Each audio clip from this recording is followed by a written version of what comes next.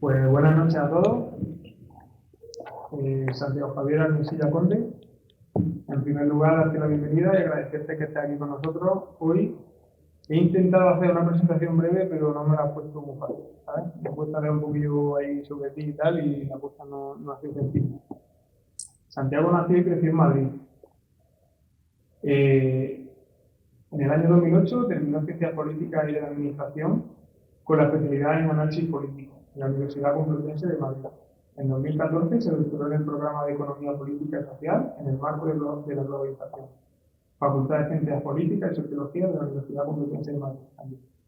En 2015 pasó a ser miembro del Departamento de Economía, Desarrollo y Medio Ambiente del EMUN, European Mediterranean University Institute, este instituto asociado a la Complutense, donde a partir de 2016 hasta 2018 fue director, puesto que durante esos años compaginó como coordinador del Grupo de Investigación de Movilidades Contemporáneas de Red Española de Estudios de Desarrollo, entidad en la que también participa como investigador. En 2018-2019 participó como investigador asociado de la Universidad Federal de Río Grande del Sur, Brasil. Al año siguiente trabajó en el Instituto de Estudios de América Latina y el Caribe, adscrito a la Facultad de Ciencias Sociales de la Universidad de Buenos Aires.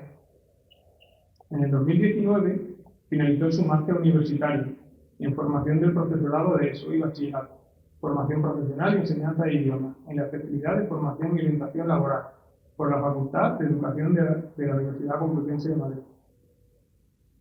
Durante su carrera, podríamos decir que descubrió la obra y trabajo de Gustavo Bueno y de alguna forma le indicaron su camino y ha sido un referente en su trabajo, al menos eso inferior de lo que yo viviendo por ahí. Ha escrito varios libros. El primero entre 2006 y 2007, que fue escrito de la disidencia disidente, editado en 2013. Luego, el primer libro oficial, que es Trabajo, Utilidad y Verdad. Lo podemos encontrar en Malas Ediciones en 2015, que es un resumen de su tesis, El marxismo y la cuestión nacional española, El viejo topo, 2017. Libro que todavía sigue siendo bastante repercutido a nivel político, editorial y divulgativo. Luego tuvo un par de libros por encargo, que fueron La economía en 100 preguntas, Nautilus, 2018, cuarto libro, Breve historia de la economía, también en Nautilus, 2019. En 2020 publicó su quinto libro, otra vez con Nautilus, titulado La política en 100 preguntas. En el 2020, el viejo topo publicó su sexto libro, La vuelta del revés de Marx, el materialismo político entretejiendo a Karl Marx y Gustavo Bueno. Luego, en aficiones podemos hablar de que le gusta un poquito el rock, que ha tocado en varias bandas, que lo diría, y editó algunos temas de música electrónica en sello independiente. Lo podéis encontrar en redes sociales, una persona muy activa en redes sociales, Twitter, Instagram, Facebook y sobre todo el canal de YouTube, que tiene una producción continuada y de contenido propio. En su web, armesilla.org, podéis encontrar un portfolio mucho más completo y detallado sobre Santiago. Desde aquí hemos hecho una breve presentación de su carrera, la cual es muy extensa. Y muchas gracias por estar aquí. Bueno.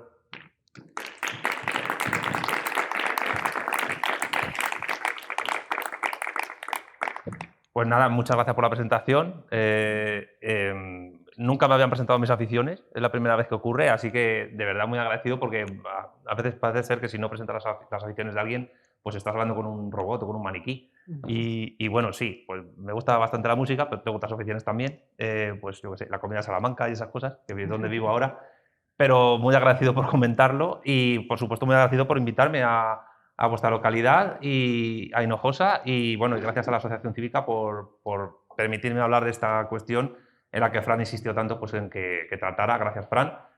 Y, bueno, tengo que condensar todo lo que voy a hablar en 1 hora y cuarto porque luego habrá preguntas del público, que es la parte que a mí más me gusta de las exposiciones porque es cuando hay interacción y cuando a lo mejor alguna cosa que no se ha tratado en la charla se puede tratar de una manera un poco más pormenorizada y de una manera incluso más incisiva. Y en la hora y cuarto en la que voy a hablar ahora, pues el tema que voy a tratar es un poco la relación que hay entre el mundo rural en España, aunque te daré también una panorámica general a nivel global, y la geopolítica. La charla se llamaba Geopolítica y el mundo rural en el siglo XXI y más que nada para que veamos un poco las conexiones y desconexiones fuertes que hay también entre un lugar tan particular como puede ser Hinojosa del Duque o cualquier otro pueblo de la geografía nacional y la geopolítica tanto nacional como internacional, es decir, como global.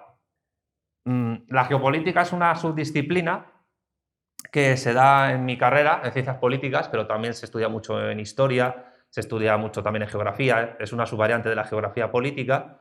Y la geografía política pues, es básicamente el estudio del territorio y de la población y los recursos naturales de un territorio y cómo se gestionan.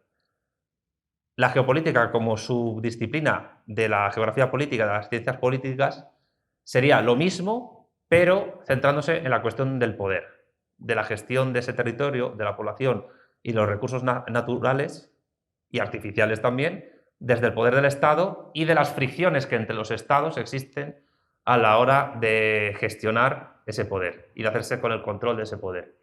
Yo he dado clases en el EMUI, en el instituto que ha mencionado el compañero, durante 2 años pues sobre historia del Magreb y Oriente Medio y sobre economía islámica y en general economía en el mundo islámico. Pero lo que yo decía en esas clases siempre era aplicable a cualquier otra zona del mundo. Y claro, en un pueblo de una comarca del norte de Córdoba, que aparentemente parece ser que es un sitio, entre comillas, seguro ante estas fricciones entre estados, pues lo que yo os diría para empezar es lo que siempre le he dicho a todos los alumnos que he tenido en estos estudios. Y es que para mí la geopolítica que tiene que ver, insisto, con una cuestión de poder, poder sobre territorio, sobre recursos y sobre la población que en ese territorio o en varios territorios sucesivos o contiguos existe, la premisa para mí fundamental, insisto, es que no existe ni un solo milímetro de tierra que no tenga interés geoestratégico para alguna potencia, tanto la que es dueña de ese milímetro de tierra como las externas. Lo que ocurre es que la forma en que tienen potencias externas para penetrar en ese milímetro de tierra, en ese territorio, son diversas.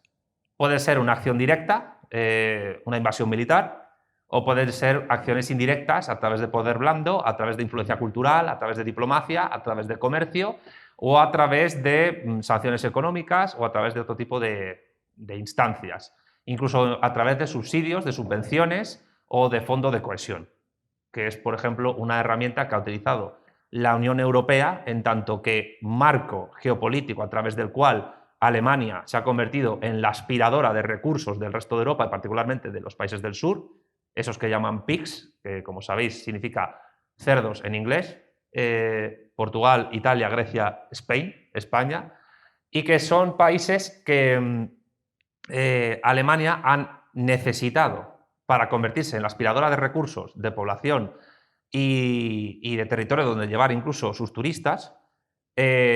Son territorios que han necesitado desindustrializarlos poco a poco para que estén adheridos a la Unión Europea, antes Comunidad Económica Europea, y ella simplemente dedicarse a exportar con la menor competencia posible sus productos de alta manufactura y tecnología. Lavadoras, computadoras, coches, etc. Incluso producciones manufactureras, producciones de alta gama tecnológica que tienen su aplicación, en la economía rural, en agricultura, en ganadería y también en pesca. Alicia Melchor, que aquí me acompaña, publicó en la revista La Razón Comunista en su primer número un artículo muy interesante que os recomiendo, donde habla de todas las empresas que fueron estatales y que fueron privatizadas, particularmente por el primer gobierno de Felipe González, pero también el proceso empezó antes, básicamente para adecuar la estructura económica española a nuestro ingreso en la Comunidad Económica Europea en el año 1986, proceso que luego se fue profundizando a medida que avanzábamos hasta el año 1997-98, cuando nuestra moneda tradicional, desde mediados del siglo XIX, la peseta, fue sustituida por la moneda euro, que se estableció al nivel del marco alemán de entonces. Es decir, todavía el euro digamos que es una moneda espejo del valor del marco alemán y es, digamos, su pivote, su columna vertebral monetaria. Más de 60 empresas estatales fueron liberalizadas por Felipe González para adecuar nuestra economía al ingreso en la Comunidad Económica Europea, en la Unión Europea. Ese ingreso, en un marco de geopolítica y de geoeconomía, que van a la par, la economía es economía política, no son disciplinas cogenéricas, y ahora veremos cómo esto entronca con el mundo rural, pues implica que España se inserte mediante esas liberalizaciones en unos planes y programas geoestratégicos de otros estados, pero también con la connivencia de las élites políticas y económicas españolas, en lo que muchos economistas llaman división internacional del trabajo. ¿Qué es la división internacional del trabajo? La división internacional del trabajo es una suerte de estratificación que puede ser oficial u oficiosa, es decir, se puede establecer mediante tratados o se puede establecer mediante otro tipo de mecanismos oficiosos, simplemente presión comercial, etcétera, o bancaria, financiera, que implica que el alto grueso de una población de un Estado se dedique a un sector determinado para que se especialice y no compita con otros países que son fuertes en otro sector o que incluso quieren que en ese sector sean una potencia menor, pero receptiva de recursos, divisas, giros económicos y sobre todo turismo. Porque lo que se ha pretendido mediante la inserción en la División Internacional del Trabajo establecido por la Comunidad Económica Europea, luego Unión Europea, es que España sea un país dedicado sobre todo al sector servicios y de ocio y tiempo libre. Por eso somos evidentemente una potencia en eso. Somos uno de los 3 países que más turistas recibe del mundo, creo que después de Francia y de Estados Unidos. Y recibimos al año, por lo menos hasta que empezó la pandemia el año pasado, cerca de 80 millones de turistas, es decir, casi el doble de la población española, que actualmente somos 46 millones de habitantes. Para insertarnos en esa División Internacional del Trabajo se han requerido 3 herramientas, geopolíticas y geoeconómicas. La primera fue la inserción de España en la División Internacional del Trabajo para que seamos una potencia turística, pero no una potencia industrial, porque esa liberalización nos hizo perder nuestra industria pesada.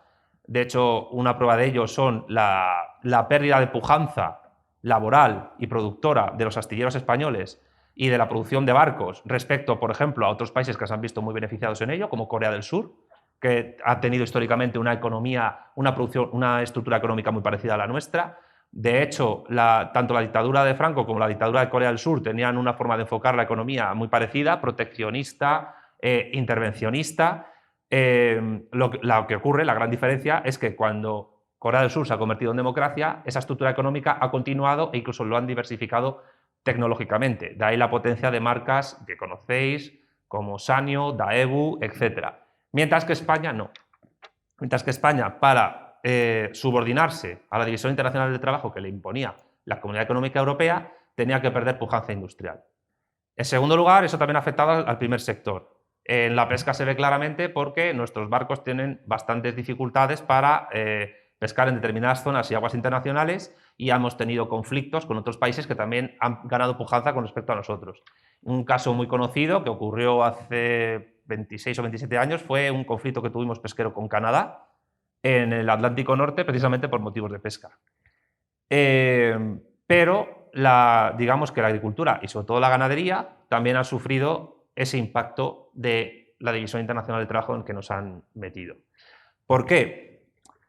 Porque cada vez más, esto es un proceso histórico económico que ocurre desde hace prácticamente 2 siglos, pero cada vez más la interacción y el entretejimiento del sector agrícola, ganadero, pesquero, el sector industrial y el tercer sector, el tercer sector son las ONGs, el sector servicios, ocio y tiempo libre, están más entretejidos y más interconectados. Pero al perder uno músculo, los otros también se resienten. Entonces, ¿qué ocurre? Que cuando España pierde pujanza industrial frente a otras naciones de Europa Occidental, la ganadería, que se desconecta con ese avance industrial, por ejemplo, también se resiente. Y eso ha conllevado problemas también que tienen que ver con la geopolítica y con la geografía política. Es decir, la liberalización de nuestra industria ha ido a la par de una pérdida de pujanza en sectores ganaderos y en sectores de economía rural en los últimos 30 años, de las cuales salvan parcialmente, pues, por ejemplo, la producción de jamón, que tiene bastantes ventas, por ejemplo, en China, en Japón, etcétera, o incluso en Estados Unidos, aunque sí es verdad que muchas veces estos países, sobre todo Estados Unidos, compran a nuestros especialistas en producción de industria jamonera para copiar el modelo de producción ganadero y agrícola que permite tener jamón. Y de ahí, pues, que las dehesas en Estados Unidos se estén copiando como las de aquí.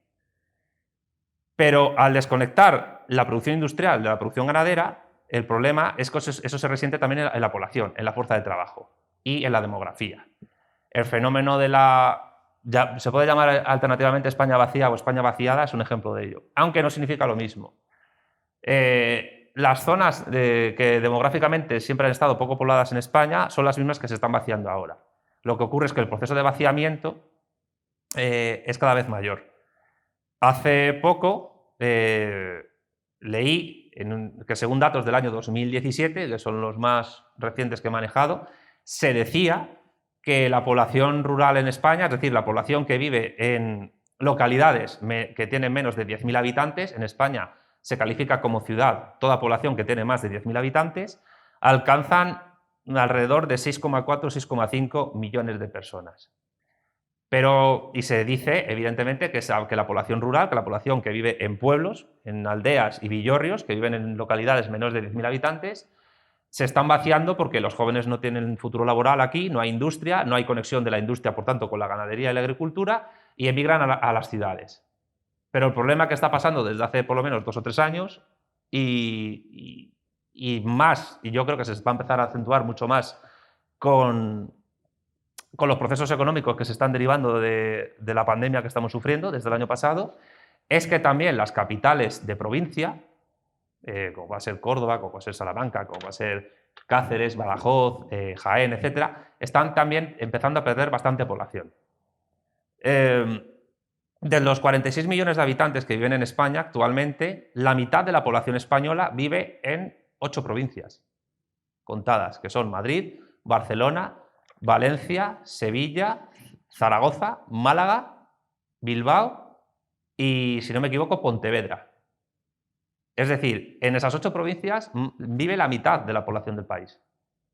Y a la hora de gestionar los recursos de un país, que haya tanta concentración de población en 8 provincias, mientras que en el resto se esté perdiendo población porque hay paro, porque no hay una conexión fuerte entre una industria que ha perdido músculo y un sector ganadero que va perdiendo también músculo porque no se conecta con los otros sectores, pues evidentemente hay un problema geopolítico importante, que a la larga tiene difícil de resolución. O sea, hay estudios ya que están afirmando que el proceso de envejecimiento, de invierno demográfico de España es cada vez mayor y que dicen que alrededor del año 2100, ninguno de nosotros vamos a llegar, bueno, no lo sé, a lo mejor algunos sí, pero para el año 2100 la población española se va a reducir a la mitad actualmente, es decir, que habría unos 23 millones de habitantes, que es un número de población cercano al que había en la década de los años 40. Y para un territorio de tamaño medio como el español, ese es un problema. Es un problema. ¿Y todo esto por qué lo estoy diciendo? Porque el mundo rural está conectado cada vez más con el mundo urbano, y el mundo urbano también está cada vez más conectado con el mundo rural. No ya solo por cuestiones de cierre de mercados nacionales por infraestructura, sino también a nivel tecnológico. Y como las transferencias comerciales y dinerarias y financieras electrónicas son cada vez más fluidas, pues los movimientos económicos, laborales y comerciales y de contratos que se hacen entre el mundo rural y el mundo urbano es cada vez mayor. Por lo tanto, la distancia entre el campo y la ciudad pues no es tan fuerte como antes. Pero es cierto que esa distancia que está básicamente garantizada por el auge tecnológico que tenemos, no se corresponde con una pujanza, digamos, económica fuerte por parte del país. ¿Por qué estoy exponiendo todo esto mezclado? Porque quiero insistir en que no se puede desconectar la cuestión demográfica del problema rural, del problema pesquero, del problema ganadero, del problema industrial, del problema económico y del problema de población y del problema del envejecimiento de la población. Hasta el punto que puede llegar un momento en que los grandes núcleos urbanos españoles, que sean Barcelona y sobre todo Madrid, engullan tanto al resto que apenas quede población en muchos pueblos, que cada vez están más abandonados y algunos están pues, perdiendo población. O sea, hay pueblos que han pasado de tener 1000 habitantes a 120 o a menos de 100, con una población muy envejecida y lo estábamos hablando esta mañana, con gente que se está fabricando sus propias tumbas, sus propios cementerios. Por tanto, España en los últimos 40 o 50 años ha perdido un músculo económico debido, entre otras cosas, a que las oligarquías reinantes en España, económicas, de clase e incluso burocráticas, para continuar con su ritmo de vida y al mismo tiempo para insertarse de una manera cosmopolita con el resto del mundo, han tolerado ese proceso de inserción en la División Internacional del Trabajo en la que estamos. A esto hay que añadirle otro factor que viene acelerado con la crisis pandémica que estamos sufriendo.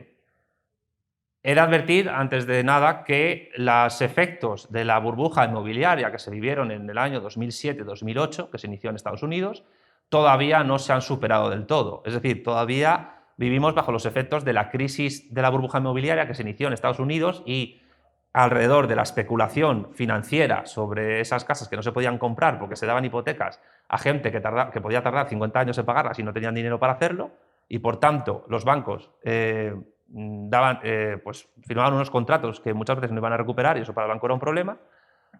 Pues los efectos de esa crisis todavía los seguimos viviendo y eso explica en buena parte, por ejemplo, el problema que ha tenido España para recuperarse también en su sector inmobiliario, que después de la liberalización de nuestra industria pesada se convirtió en un momento en la única fuente de producción de valor efectivo en nuestro país. Pero después del 2008, 2007, 2009, 2011, pues ese sector inmobiliario tímidamente se ha recuperado. Pero con la pandemia, que ha obligado a muchos países a cerrar sus fronteras y a encerrar a la gente en sus casas. Yo estuve, cuando empezó la pandemia, viviendo en Argentina, y Argentina sufrió la cuarentena más dura de todo el mundo. Es decir, nosotros no podíamos salir prácticamente de nuestro barrio y el abono de transportes, que era una tarjetita, si la usábamos sin justificación laboral o lo que fuese, pues nos la podían bloquear. Estuvimos así alrededor de 5 o 6 meses sin poder movernos. Pues eso resintió mucho en el sector de los trabajadores informales que iban de una provincia a otra para poder ganarse la vida vendiendo cartones o lo que fuera, pero también afectó a comercios de proximidad y otro tipo de negocios. Y ahí es donde ha visto una oportunidad dos sectores económicos muy relacionados, que son, por una parte, el comercio electrónico y el dinero electrónico que se produce, evidentemente. Es decir, que en Argentina Mercado Libre y en otros lugares, pues empresas como Amazon, etcétera, han visto en una ventana de oportunidad para convertirse en grandes almacenadores y distribuidores de productos y de mercancías de todo tipo para vender a la gente, lo que ha supuesto que mucha gente durante la pandemia haya comprado sin salir de casa y le haya venido bien. También esto ha permitido el aumento de negocios donde trabajadores por cuenta propia, entre comillas, trades y falsos autónomos, han tenido que desenvolverse para poder vivir. Deliveroo, Uber, Cabify o, si tienes una casa, Airbnb, que también ha hecho que casas particulares se conviertan parcialmente en hoteles sin serlo. Y igual que Uber ha hecho que mucha gente se convierta en taxistas sin serlo formalmente. Esta economía colaborativa o economía del bien común, que son nombres que suenan bien pero que encierran un aspecto perverso del asunto, van de la mano de algo que afecta mucho al mundo rural y que afecta también mucho al resto de sectores económicos, que es algo que ha venido de la mano con la pandemia en este año y medio o 2 años que llevamos de crisis pandémica, que es la financiarización progresiva de los sectores económicos. ¿Qué es el proceso de financiarización? Que es un proceso que llevan sufriendo países como Argentina desde hace décadas, entre otras cosas por la especulación que se ha hecho alrededor del negocio de la soja, que es un mundo del primer sector allí muy importante, que les ha dado réditos económicos durante muchísimo tiempo, pero que ha obligado, entre otras cosas, a un tipo de privatización muy particular, que es la privatización financiera de los recursos. ¿Qué es la financiarización? ¿Qué es el capital financiero? El capital financiero es la mezcla entre capital industrial y capital bancario. Surge en el momento en que hay una fusión fuerte entre bancos, tanto públicos como privados, pero particularmente suelen ser privados, con empresas de sectores industriales, agrícolas, ganaderos o pesqueros o incluso hosteleros, que hace que se produzcan dos efectos. En primer lugar, que llega un momento en que no se puede llegar a distinguir muy bien cuándo un negocio, un conglomerado empresarial es o banco o es empresa tradicional, porque empiezan a permitir ahorros, inversiones, etcétera, a convertir a sus empleados en accionistas, pero no en un sentido de cooperativa, sino en un sentido casi especulativo. Y en segundo lugar, y tiene que ver con esta palabra, especulativo, es que todos los productos que maneja esa empresa, tanto a nivel nacional como internacional, se convierten en bienes o servicios sobre los cuales determinadas personas especulan dinero. Es decir, pongamos el caso de un tractor. Un tractor llega un momento en que a través de esta financiarización del capital se convierte no solo en un elemento que un pueblo, a través de una empresa, puede adquirir, comprar o alquilar, sino que se convierte en un producto especulativo sobre el cual unos señores que pueden estar en España o pueden estar en una bolsa de mercado de valores o especulando sobre Bitcoin incluso, están alzando y bajando el valor de ese tractor para ver si en algún momento es comprable o vendible en cualquier otro lugar. Y por tanto, cualquier elemento que esa empresa haya conseguido convertir en producto financiero se convierte en un producto sobre el cual se especula, en un producto sobre el cual se produce una subasta que la gente que tiene ese producto no sabe que se está subastando. Y a lo mejor están años con él trabajando hasta que se desgasta y ha habido otros señores alzando y bajando el valor sobre él. ¿Esto cómo afecta a nivel de geopolítica al mundo rural? Cuando un Estado, a través de la liberalización de sus sectores económicos, permite que empresas, particularmente extranjeras, fondos de inversión, etcétera, que muchas veces no se sabe ni qué se detienen, porque pueden estar registrados o fundados en Estados Unidos, pero cotizar en otro país, Luxemburgo, Irlanda, algún paraíso fiscal de la Commonwealth británica, etcétera, donde tiene su sede fiscal para poder tributar menos, pues los países que a través de su liberalización han permitido que ese capital financiero, esa especulación financiera entre, permite que sus sectores estén a merced de los intereses o compatriotas que tengan la élite política y económica de ese país con esa empresa y la élite política y económica a la cual pertenece esa empresa de ese otro país. Y ahí es donde se produce uno de los fenómenos más interesantes que siempre dice Gustavo Bueno en sus textos, que es la triple dialéctica entre clases, estados e imperios. Y claro, esta dialéctica a mucha gente le puede sonar extemporánea, pero el problema es que los estados, aunque muchos han visto vaciado de contenido su poder, otros, sin embargo, lo han acrecentado. Y de hecho, el Producto Interior Bruto, que es lo que mide a nivel nominal el poder económico, el músculo económico de los estados, hay otros indicadores, índice de desarrollo humano, PIB per cápita, etcétera, niveles de alfabetización. Ahora con la Agenda 2030 quieren meter otros índices, pero son inmedibles, o sea, es absolutamente imposible medir esos niveles de desarrollo. Pues el Estado, que a través de la liberalización de sus sectores permite esa entrada de este tipo de financiarización, si ya previamente ha empezado a sufrir también los efectos secundarios de esa liberalización, como puede ser la bajada demográfica y la pérdida de competitividad de sus productos a nivel agrícola, ganadero, pesquero e industrial de ocio y tiempo libre con otras potencias, pues a la larga puede tener un problema. Puede tener un problema porque cuando un país no tiene músculo económico suficiente en sus sectores económicos, que además tienen que compensarse entre ellos para poder competir internacionalmente, la dialéctica de estados, pues esos estados pueden empezar a sufrir un proceso de descomposición. Descomposición demográfica, incluso cultural. Ha habido ejemplos en el pasado de países que han sufrido esto y que han tratado de recuperarse de alguna manera. Pero claro, vendiendo entre comillas su alma al diablo. A mí se me ocurre, por ejemplo, el caso de Argentina, que es el que mejor conozco.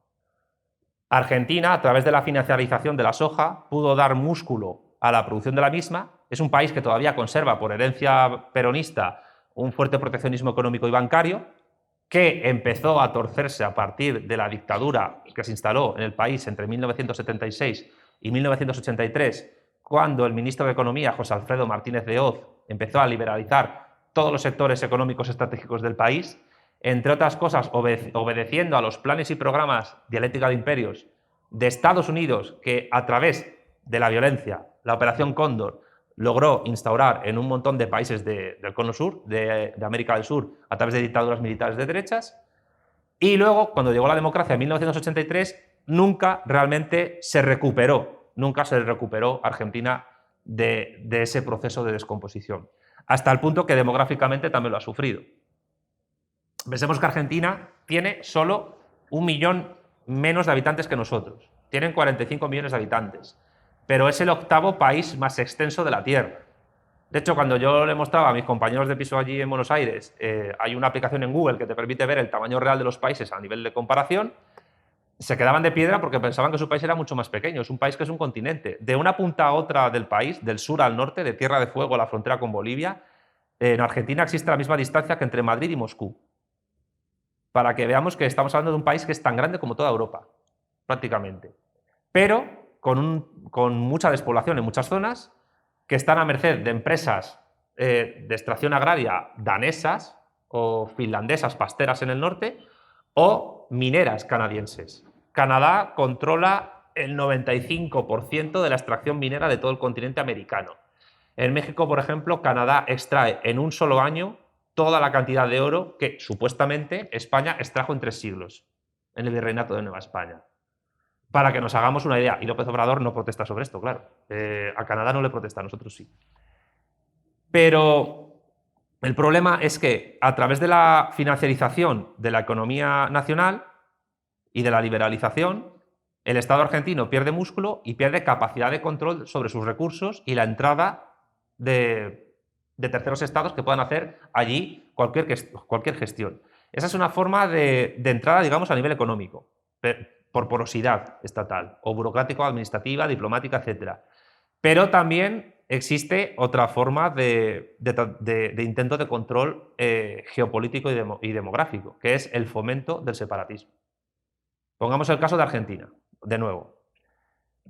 Ahora, actualmente, tanto en Argentina como en Chile, en el sur, en la parte de la Patagonia, existe un fuerte movimiento mapuche indigenista que quiere establecer un estado mapuche en el sur. Es curioso porque la sede de la sociedad mapuche más importante del mundo, ¿dónde está? En Londres. El principal líder mapuche chileno es francés. Y además, si geopolíticamente los británicos consiguieran establecer un estado mapuche, eso les permitiría proteger el control que tienen sobre las Malvinas y que Argentina no tuviera capacidad de acción sobre esas islas. Y además hay que recordar que las Islas Malvinas son territorio OTAN y que, por tanto, los ejércitos de la OTAN, en teoría, porque el tratado es así, cualquier tipo de intervención que pudiera haber sobre las Malvinas podían proteger la soberanía británica interviniendo allí. Pero teniendo un estado mapuche al lado, dedicado a un sector económico pues mínimo, tipo pesca o tipo ganadero mínimo, podían básicamente pues, tener la tolerancia de los estados más ricos y subsistir.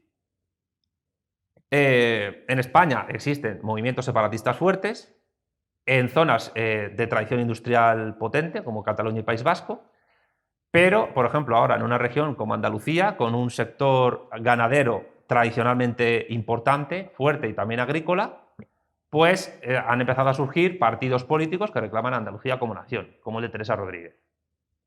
Evidentemente, no estoy diciendo que Teresa Rodríguez esté a las órdenes de Su Majestad la Reina de Inglaterra, no estoy diciendo eso, no soy conspiranoico, pero este tipo de grupos políticos pues, se pueden siempre aprovechar por parte de terceras potencias para actuar sabiendo que ese país está debilitado demográfica, política e industrialmente. Porque yo siempre tengo que insistir en esto, no ya solo que la economía es economía política, sino que cualquier ámbito de la vida de una nación está interconectado con cualquier otro ámbito de la vida de una nación. Y por ello, digamos, la planificación estratégica e incluso geoestratégica que un Estado tenga, tiene que, en teoría, garantizarle dos cosas que actualmente en España están en entredicho desde hace tiempo. Esas dos cosas son, por una parte, soberanía política y, por otra, independencia económica. Cuando los sectores industriales, agrícolas, ganaderos, pesqueros e incluso del sector turístico y servicios carecen, entre comillas, de fuerza conjunta para poder hacer que este país tenga algo que decir en el ámbito internacional a nivel diplomático, pues ese es el momento en el cual terceras potencias pueden aprovechar para intervenir ahí y vaciar de contenido esa soberanía. Y la soberanía política no es solo que te reconozcan en la ONU con un asiento, que también es tener poder político, económico, cultural e incluso militar para poder decidir algo en el mundo. Porque los estados se mueven a nivel diplomático y geopolítico como barcos en un océano. Tienen que tener una buena capitanía para manejarse en las aguas y tratar de no chocarse unos con otros para mantenerse a flote. Si tienen una mala capitanía o tienen un motín a bordo que lo desborda, a no ser que el motín sea bueno y permita una gestión mejor del barco, siempre pueden chocar con elementos naturales o con otros barcos y irse a pique. Y por eso, siempre es necesario que a través de una interconexión fuerte y sólida de la soberanía política con la independencia económica, que permita tener un músculo industrial, un músculo ganadero y agrícola fuerte por parte de un país, no ya solo puedas manejarte en el mundo, sino que incluso puedes hacer que tus productos puedan llegar a otras localidades, a otros países y puedan competir con otros con potencia. Por ejemplo, hay estados que utilizan elementos que en teoría pueden ser bonitos de oír y agradables para intervenir en otros y tratar de someterlos de alguna manera. Esto que voy a decir es muy polémico, pero la Declaración de los Derechos Humanos, en muchos casos, se ha convertido en una excusa para permitir intervenciones militares e invasiones de estados potentes sobre otros. Si un estado aparentemente no cumple los derechos humanos, se interviene incluso militarmente en él. Es el caso de Libia hace 10 años o el caso de Siria hace poco. El problema es que Siria resistió esa intervención indirecta a través del ISIS, cuyos militantes muchas veces vivieron tranquilamente durante décadas en países como Inglaterra o Alemania o Francia, hasta que fueron llamados al territorio sirio para intervenir, o el caso de Libia, que también es verdad que tenía una organización administrativa muy débil porque estaba basada en una suerte de ten con ten entre la administración política y los clanes tribales que había allí. Es el problema de los estados musulmanes, que nunca se cierran como estados modernos porque hacen un equilibrio extraño entre una suerte de absolutismo monárquico o republicano y la gestión de tribus. Pero si Libia, que en la época de Gaddafi era el estado con mayor índice de desarrollo humano de África, cayó, entre otras cosas, fue porque a Francia le interesaba que hubiera un corredor desde el lago Chad. El Chad es un estado que fue en el pasado colonia francesa, que llegara hasta el Mediterráneo, y Gaddafi se oponía. Y al mismo tiempo Gaddafi quería hacer una moneda africana como el euro y hubo estados como Francia que se oponían. Y eso fue uno de los motivos geopolíticos por los que llevaron a un país que tenía un fuerte sector agrícola, ganadero, pesquero e industrial, en los estándares africanos, nos estamos entendiendo, cayera. Intervención directa e indirecta al mismo tiempo. Y ahora, pues, por desgracia, a Libia es un estado fallido que ahora mismo no tiene un gobierno estable, tiene guerrillas y milicias y señores de la guerra por todo el territorio, y al mismo tiempo se ha reinstaurado casi de manera alegal la trata de esclavos en la zona. Cada vez que intentan llegar personas inmigrantes del África subsahariana por el territorio libio, acaban siendo capturados y tratados como esclavos, como si estuviésemos hablando del siglo XI o el siglo XII, y vendidos. Ya digo, Siria resistió ese cometido, pero claro, hay que tener en cuenta una cosa, que es muy difícil hablar de soberanía política, a pesar de que haya estados con más o menos soberanía política que tengan asiento en la ONU, cuando en la ONU existe una cosa llamada Consejo de Seguridad, en la cual hay 5 estados que fueron los vencedores de la Segunda Guerra Mundial. Bueno, Francia no ganó ninguna guerra, pero tienen una diplomacia muy buena y se metieron ahí. Y esos 5 estados tienen derecho de veto sobre las decisiones de los demás. Entonces ya vemos ahí que hay una asimetría en lo que a soberanía política y geopolítica se refiere. Y no es casual que esos 5 estados, Francia, Reino Unido, Estados Unidos, Rusia, como heredera de la Unión Soviética, y la República Popular China, sigan siendo pujantes en todos los sectores económicos que manejan.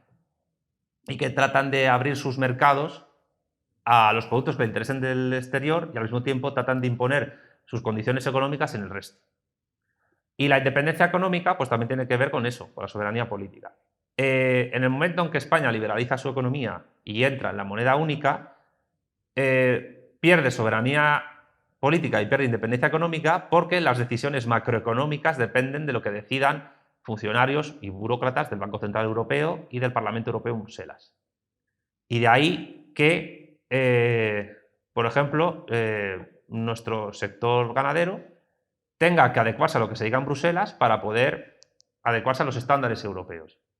Y el Fondo de Cohesión, que en muchas cosas yo no niego que haya supuesto una ayuda a determinadas personas que se dedican a este sector, también ha sido una suerte de, voy a intentar utilizar una expresión adecuada, una suerte de abrazo del oso que ha permitido, entre otras cosas, la intensificación para tratar de insertar nuestros productos en el extranjero, pero siempre, incluso productos que aunque los trabajen trabajadores españoles o inmigrantes residentes aquí, muchas veces son sus materias primas, animales incluso, importados de fuera, son la extensión pues, de las macrogranjas, de una ganadería intensiva, controlada por fondos de inversión, que son resultado de ese capital financiero que he mencionado antes y que a través de la pandemia se ha intensificado. También es verdad que es un fenómeno de 2 años solo, pero que va a ir a más. O sea, esta financiarización del sector ganadero y de otros sectores va a ser cada vez mayor y o hay que acostumbrarse o hay que empezar a entenderlo para poder analizarlo de manera crítica acertada. Yo soy consciente de que las macrogranjas tienen problemas de gestión, sobre todo por el tema de los purines, que es una cosa muy parecida a la que ocurre con los residuos nucleares en las centrales nucleares, aunque es verdad que los residuos nucleares cada vez se gestionan mejor. No estoy en contra, en principio, de que existan macrogranjas, pero el problema de las macrogranjas, aparte de la contaminación, es la gestión que se hace de ellas a través de fondos de inversión extranjeros y a partir de una financiación que ha sido posible porque España ha perdido músculo de independencia económica. Y aparte de que es una gestión poco ecológica que se podía solventar, además de por una dirección estratégica estatal mucho planificada, mucho más eficiente a nivel tecnológico y científico, con la gestión ecológica de una ganadería extensiva que pudiera dar empleo y pudiera cubrir más territorio y que fuera un poco también más ecológica. Pero claro, el problema es que cuando un país ha perdido capacidad de controlar su moneda realmente, de controlar sus decisiones estratégicas económicas y de adecuar tanto su política monetaria como su política laboral a estándares de División Internacional del Trabajo extranjeras, es muy difícil poder actuar, o casi imposible. Hay que recordar que hace unos años el artículo 135 de la Constitución se modificó express, gracias al PSOE y al PP, y si no recuerdo mal también a lo que entonces se llamaba Convergencia y Unión, para adecuar nuestros presupuestos a los que marcaba el Banco Central Europeo y la Unión Europea. De hecho, yo no sé si alguien se ha leído la Constitución española después de esa modificación de ese artículo, porque ese artículo muestra que no somos prácticamente realmente un país soberano, porque la expresión Unión Europea aparece en ese artículo. Y cuando los presupuestos generales del Estado, que son los que permiten organizar al poder ejecutivo, mediante aprobación también del poder legislativo, todos los impuestos que los españoles pagan tienen que depender de unos señores que no están viviendo en Madrid, aunque sean españoles, y que estén viviendo en Bruselas y trabajando allí al cuerpo de rey, entonces tenemos un problema para poder gestionar todos nuestros sectores económicos, tanto el primario como el secundario como el terciario. Y es verdad que España tiene Un sector servicios potente, no ya solo por lo que he dicho el turismo, tenemos un sector hostelero potente, tenemos hoteles muy buenos por Hispanoamérica, etcétera, pero también sufrimos las restricciones que el COVID ha tenido en la gestión de esos hoteles, porque el turismo se ha resentido durante muchísimo tiempo, prácticamente un año en todo el mundo. E incluso hay países donde, existiendo un embargo económico por parte de Estados Unidos a Cuba, por ejemplo, eso en parte ha afectado a nuestros hoteles. Aunque es verdad que desde hace 50 o 60 años ese embargo, o bloqueo, como lo quieran llamar, pues España ha podido saltárselo diplomáticamente de una manera más o menos efectiva. Pues bien, lo que quiero decir básicamente es que el mundo rural, a través de factores que aparentemente nos pueden parecer totalmente desconectados con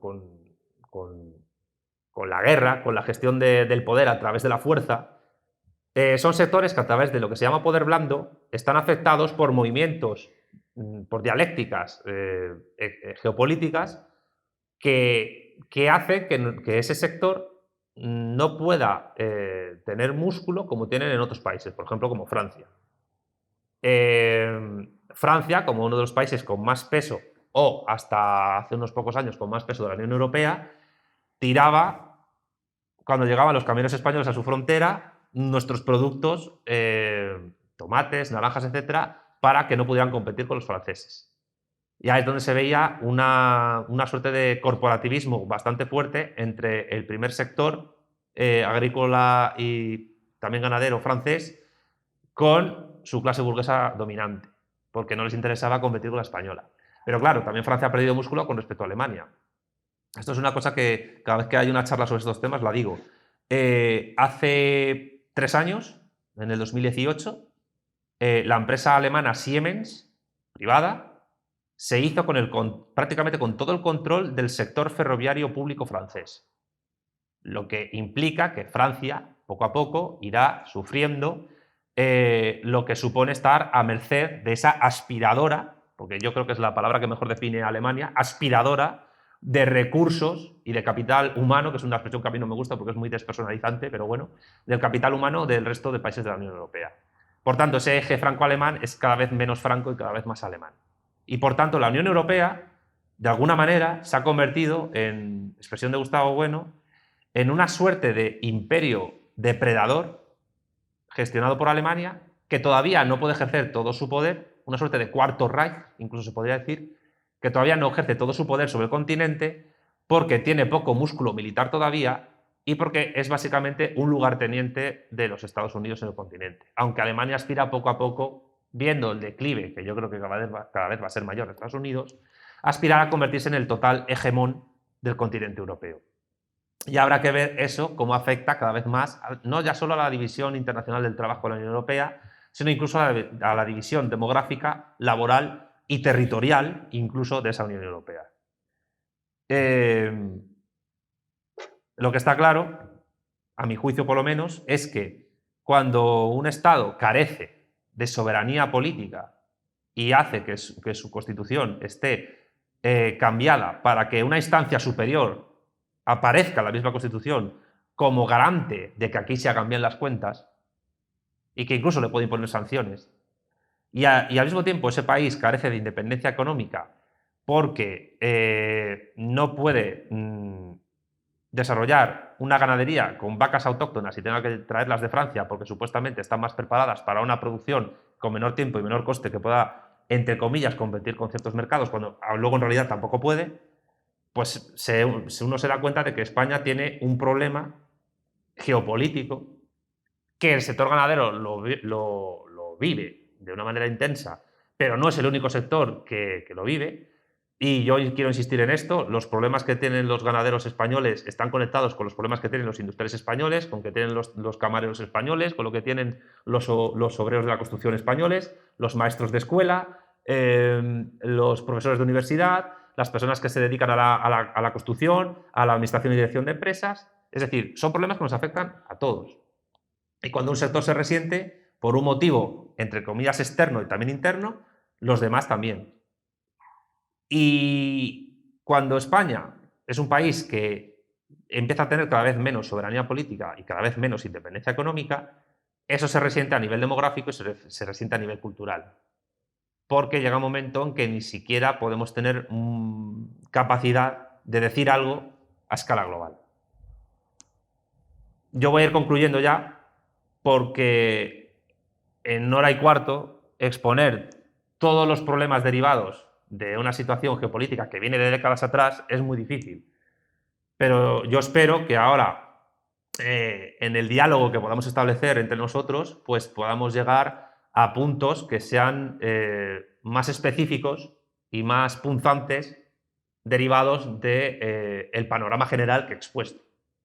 Lo que sí quiero dejar claro, para terminar, es que, por desgracia, hoy por hoy, ningún partido político con representación parlamentaria, y me atrevo a decir también que ningún partido político con extraparlamentario, tiene planes y programas a escala nacional y de largo alcance, es decir, a largo plazo, porque un Estado, para poder tener que decir algo en el mundo, tiene que planificar a décadas. Los chinos, por ejemplo, planifican a 50 o 60 años toda su economía. De ahí está el plan hecho en China 2025, que se lo pasaré a Fran para que lo pueda distribuir entre la gente que esté interesada. Una funcionaria española de la Embajada de España en Pekín que hizo un resumen de ese informe y que no es un plan para que concluya en 2025, es un plan que empieza en 2025 y acaba en 2050, para convertir a China en el estado más potente en los 10 sectores tecnocientíficos más pujantes del mundo, farmacéutico, industrial, producción nuclear, etc. Y claro, un Estado que no es solo un Estado-nación, es un Estado-civilización con 1.400 millones de habitantes, que pretende convertirse en la joya de la corona del planeta, en el diamante del anillo del planeta. De hecho, China, la palabra China significa imperio del centro. Ellos se conciben como el centro del mundo y se conciben como el Sol, y ellos como el resto de países como sus satélites. Pues quieren organizar a través de la nueva ruta de la seda el mundo en ese sentido. Y que conste que esto no tiene que ver solo con que gobierne el Partido Comunista Chino allí. Es que esto lo han pensado así desde siempre. Desde 3 milenios que existe la civilización china. O sea, que esto es compartido a nivel ideológico por cualquier chino. Salvo que seas un hippie chino, pero bueno, yo creo que hay pocos. El caso es que competir con eso, competir con esa idea de organizar el mundo, es para un país de 46 millones de habitantes y que cabe dentro del Tíbet, es muy difícil. Es muy difícil. Entonces, de cara al futuro, de cara a los próximos 30, 40 o 50 años, España, modestamente, yo creo que tendrá que elegir, si tiene la capacidad para ello, y empieza a pensar que debe de tener capacidad para ello, elegir en qué plataforma geopolítica tiene que insertarse para no verse disuelta por el poder de la aspiradora alemana. Y esta reflexión la dejo abiertamente para que ustedes la vayan, entre comillas, rumiando estos días y vayan pensando qué hacer, que es la gran pregunta que Lenin se hizo en su día, en aquel libro, qué hacer cuando una situación es muy peliaguda, es muy difícil de gestionar. Y lo dicho, el sector ganadero y todo el mundo rural y sus problemas no están desconectados de los problemas que sufren los trabajadores españoles en las grandes ciudades, menos aún en las capitales de provincias, que muchas veces su economía depende del entorno de los pueblos que están alrededor y de otras ciudades, porque muchos de los productos que se producen en esos pueblos llegan a las capitales de provincia. Y, por tanto, las redes de poblaciones que hay en un país son nodos de interconexión económica y cultural que, cuando se descompone una parte, se afecta al todo. Es decir, que la despoblación de España, de la España vaciada cada vez más, en algún momento afectará a Barcelona y a Madrid también. Que no quepa la menor duda de ello. Entonces, esto es una suerte de impasse y de reflexión colectiva que todos tenemos que hacer, tanto la gente que vive en pueblos como la gente que vive en grandes ciudades, para saber qué hacer. Qué hacer de cara a este siglo XXI, que ya llevamos rodados 21 años, que no es moco de pavo. En el siglo XX, 21 años, pasó 3 o 4 revoluciones y una guerra mundial. Y nosotros pues ya llevamos varias guerras y una pandemia, que tampoco que no es para quedarse manco, o sea, que decir, ya es un siglo interesante. Entonces, lo que nos queda por vivir a nosotros y a los que vengan después en este país, en España, en nuestra nación, es pensar qué hacer con lo que han hecho con nosotros en el pasado, que nos afecta al presente, y qué hacer con eso para gestionarlo de una manera eficaz para nuestro porvenir, si queremos recuperar independencia económica, soberanía política, pero teniendo en cuenta en que en este mundo del siglo XXI habrá que elegir entre estar en una unidad geopolítica que nos permita tener algo que decir en el mundo o disolvernos en este imperio depredador gestionado por una aspiradora que, con buenas palabras y con una buena gestión diplomática y económica, está consiguiendo lo que mediante tanques y ejércitos no consiguió en sus 3 intentos anteriores. Reflexión abierta, puede que sea difícil, lo entiendo, pero que creo que merece la pena pensar en ella con seriedad. No tengo nada más que decir al respecto, he tratado de ser muy sintético y no utilizar un lenguaje muy técnico porque creo que es una estupidez cada vez más. Así que agradezco que me hayan escuchado. Cualquier pregunta, crítica o comentario que quieran hacerme o hacer en colectivo, pues yo creo que será muy fructífero para lo que queda de reunión, de encuentro. Y no tengo nada más que de nuevo agradecer a la Asociación Cívica haberme llevado aquí, a Hinojosa del Duque, no conocía la localidad y espero volver pronto, porque la gente es muy agradable y se come muy bien y se está muy bien. Y en fin, quedo a su entera disposición. Muchísimas gracias por escucharme.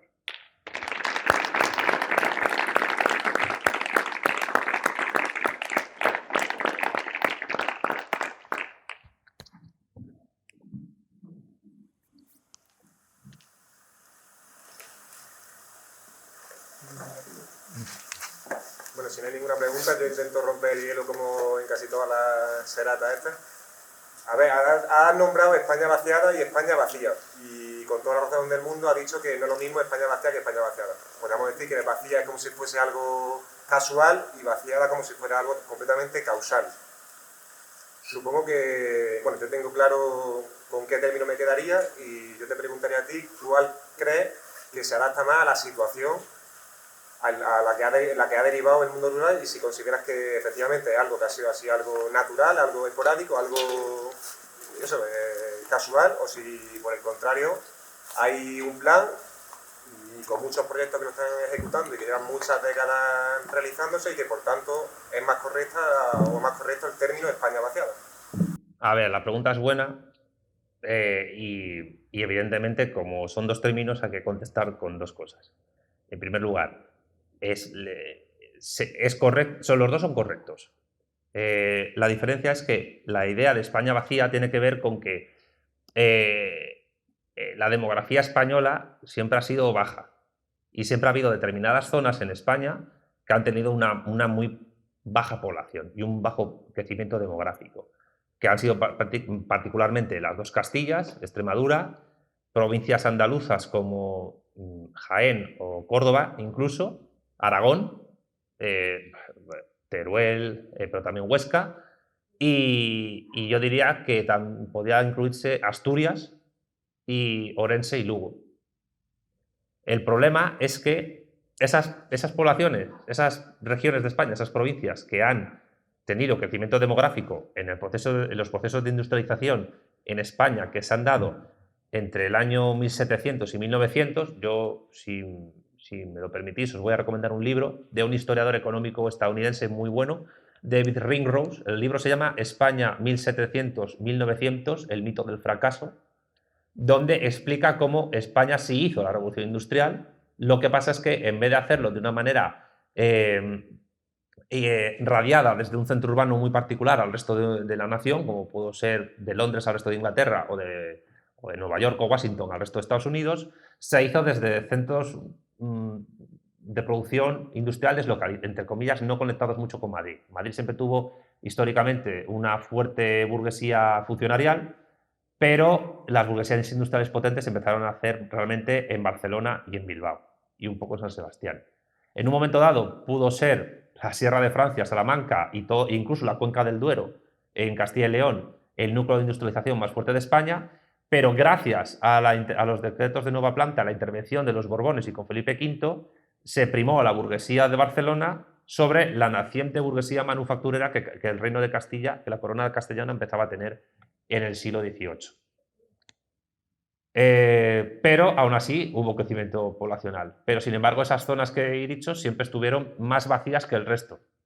Que lo que pueda ser pues, el sur de Andalucía, Cataluña, la Comunidad Valenciana o Madrid o el País Vasco, que también han sido zonas que se vieron muy beneficiadas por la inmigración nacional que se produjo en los años 50, 60, 70, que se llenó, o sea, quiero decir, ciudades como Madrid o Barcelona se llenaron su área metropolitana de inmigrantes extremeños, manchegos y andaluces. Lo que ocurre es que esa España vacía, que entre comillas siempre ha existido, ahora se está vaciando más. Y se está vaciando más por estos procesos económicos y geopolíticos que he tratado de explicar todo lo sintéticamente que he podido, sin dejar de tratar de ser minucioso. Entonces, los dos términos son correctos. Te puedes quedar con cualquiera de los dos, teniendo en cuenta que es más fácil de vaciar un territorio que nunca ha tenido una población muy alta. Y cuando ese territorio que no ha tenido nunca una población muy alta se empieza a vaciar, se nota muchísimo más que, sobre todo si es lento, que un territorio que ha tenido una población muy alta y que poco a poco se vacía. Porque evidentemente quizás si Madrid o Barcelona perdieran población, eso se podría notar en un momento dado, pero sus repercusiones a largo plazo económico pueden llegar mucho más tarde. Pero el problema es que eso no ha ocurrido. Es decir, Madrid y Barcelona han visto incrementar a su población. El área metropolitana de Madrid, si no me equivoco, creo que roza ya casi los 6 millones de habitantes.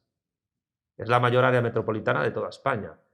Y lo que es Barcelona y todo su cinturón industrial abarca prácticamente casi todo lo que es la Costa Brava, es decir, toda la provincia de Barcelona, todo lo que hoy se llama Tabarnia, ¿no? Entonces los dos términos son correctos. La cuestión es, ¿sería posible revertir ambos fenómenos? Es decir, ¿sería posible revertir el fenómeno de la España vaciada y al mismo tiempo revertir la tradición demográfica de esa España vacía? Pues eso, todo depende de la capacidad que el Estado español tenga de planificar su economía, de gestionarla desarrollando las fuerzas productivas en un sentido tecnocientífico razonable, y que pudiera poblar esas poblaciones gestionando bien los recursos de cada lugar para poder dar empleo a la gente de allí, pero al mismo tiempo traerse población de otros sitios para que pueda trabajar allí de manera estable y recurrente. El tema es que, por lo aleatorio, entre comillas, que es la forma de funcionar una economía capitalista tradicional, eso nunca se ha hecho o no se ha podido hacer. Se tendría que necesitar otro tipo de modelo. Incluso ya te lo digo, para gestionar la población que hay en el territorio. Vuelvo a poner el caso de los chinos. Claro que no es comparable, o sea, que decir, insisto, no es comparable en muchas cosas un país de 46 millones de habitantes con uno de 1.400 que además es enorme, es decir, China es el tercer estado más extenso de la Tierra. Pero durante los últimos 40 o 50 años, después del golpe de timón que dio económicamente Deng Xiaoping, mucha población rural se fue a la costa. Entonces, más de la mitad de la población china está concentrada en la costa, desde Pekín hasta Hong Kong, y particularmente Shanghái, que se está convirtiendo cada vez más en el centro económico, portuario y financiero del mundo. Pero el Estado chino está planificando las próximas décadas para tratar de repoblar el interior y llenando el interior de infraestructuras, de comercio, de economía y de industrias potentes a nivel tecnocientífico. Un ejemplo claro, una de las ciudades más pujantes de Asia Central es Xinjiang, la capital de Xinjiang, de la región uigur, que está en la frontera está dentro de China, pero que está en la frontera con Urumqi, se llama la capital, con Mongolia, con Rusia al norte y con Kazajistán al este. Y se convierte Urumqi en un atractor económico y financiero de fuerza de trabajo, no solo China, que además se prioriza, sino incluso de otros países de Asia Central, particularmente Kazajistán, Tayikistán, etc. Con lo cual, digamos que todos los estados planifican su economía, tengan modelo capitalista o socialista, y todas las empresas planifican su economía a largo plazo. La cuestión es que una planificación económica estatal tiene que darse de la mano con una planificación de qué se hace con la población, con la demografía, es decir, de cómo es el crecimiento demográfico de ese país. Y hay dos vías que tampoco son incompatibles una de la otra. Una es inmigración y la otra es que nazcan más bebés, que nazcan más niños. ¿Por qué? Porque es la población nueva que surge la que puede sostener y mantener las pensiones de la población. Y España es un país que cada vez está más envejecido, hay poco crecimiento demográfico y las pensiones se tienen que mantener. Una de las cosas que siempre me insistía cuando yo di Hacienda Pública en cuarto de carrera, Barragán se llamaba mi profesor, era que el dinero, siempre decía, el dinero no es de goma, no se puede estirar como uno quiera. Y por tanto, lo que se hace con el dinero, con los presupuestos de un Estado, tiene que elegirse muy bien. Y eso tiene que tener implicaciones también en que si crece la población o no. Por tanto, yo diría que en resumen, que las dos expresiones son acertadas, pero también diría que si España tuviese un modelo socioeconómico distinto, que apostara por la soberanía política y la independencia económica y por un desarrollo de las fuerzas productivas, aprovechando los avances tecnológicos y científicos que se dan, que son tremendos, y que nadie aquí es tecnófobo, se podría revertir tanto el proceso de la España vaciada como el de la España vacía. Pero eso, claro, se requeriría una capacidad tal de poder conocer sobre el terreno las potencialidades económicas y demográficas y territoriales, no ya solo de las autonomías, sino de las propias provincias y de las comarcas y los municipios.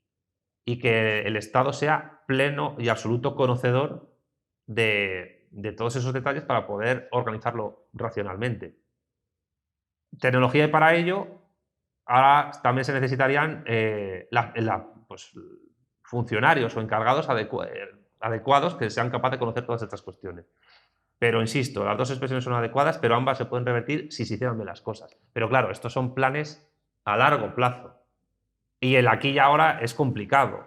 Pero la resolución de los problemas del aquí y ahora solo se pueden realizar de una manera eficiente cuando se marcan en proyectos a largo plazo de décadas que permitan situar a España en el año 2050, pero no en la Agenda 2050, sino en otro tipo de planes y programas para mediados de siglo o al 2060 que remodelen completamente el país.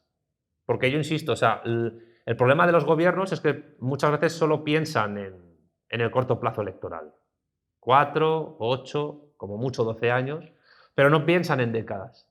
Y no piensan en décadas porque están en una dinámica electoral, partitocrática, por eso tienen los programas que tienen electorales. Son pobrísimos la mayoría. Entonces, se requieren políticos que piensen en el largo plazo.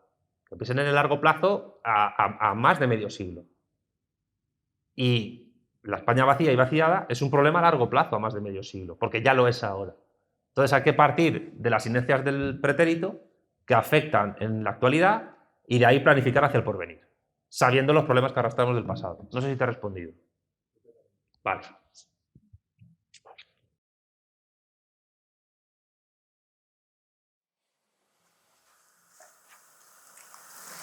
De todas formas, lo que estabas comentando ahora, a mí me estaba un poco recordando que no, lo he relacionado un poco con el sistema israelí cuando quiso también, que lo ha hecho, dominar Palestina a través de los colonos. El establecimiento de todos los pueblos colonos era una forma también de dotar población en el interior, no tanto en la costa como estaba hablando.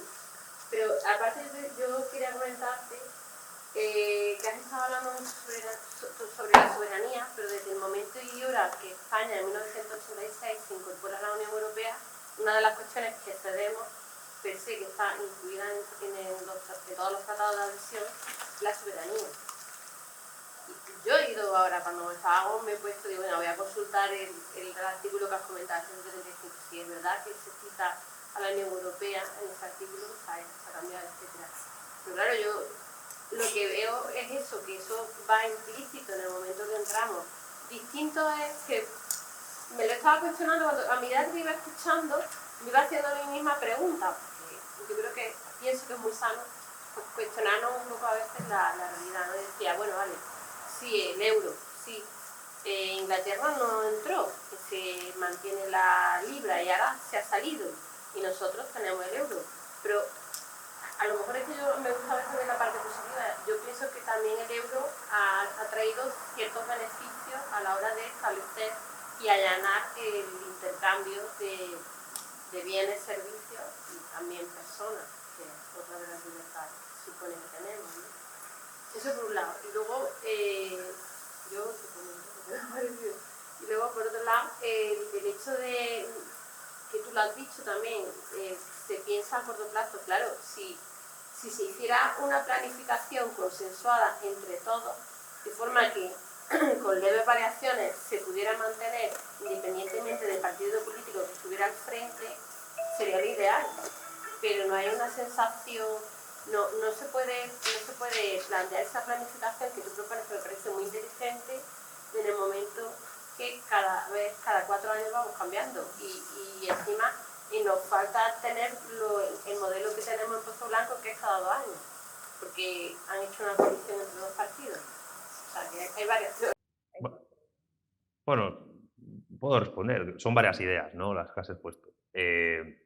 A ver, la analogía con el caso de Israel es interesante, pero no es lo mismo porque estamos hablando de población que se va a un territorio que no está controlado efectivamente por Israel, pero gracias a esa colonización sí se controla.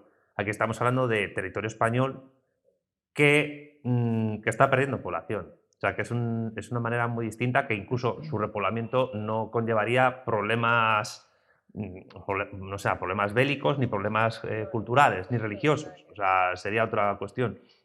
Luego, con respecto a los supuestos beneficios que nos ha dado entrar en el euro, bueno, yo todavía estoy esperando que alguien haga una lista o un albarán, si se quiere, de beneficios y agravios que nos ha supuesto entrar en la moneda única.